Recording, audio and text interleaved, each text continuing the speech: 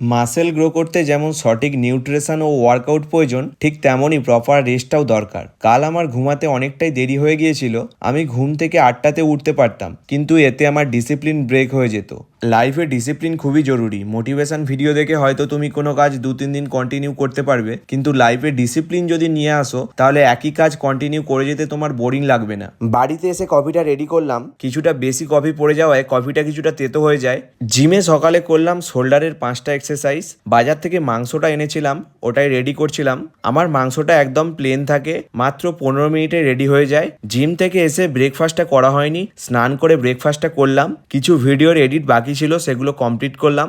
আজকে বাইরে আর কোথাও যাইনি, তাই একটা সময় লাঞ্চটা করে নিলাম। বিকেলে গিয়ে করলাম চেস্টের এক্সারসাইজ, 5টা ভেরিয়েশন করেছিলাম। তার সঙ্গে অ্যাবস করলাম আর কার্ডিও করলাম। জিম থেকে এসে মিলে নিলাম 4টে এগ হোয়াইটস। রাত্রে ডিনারে রেখেছিলাম 300 গ্রাম চিকেন আর স্যালাড।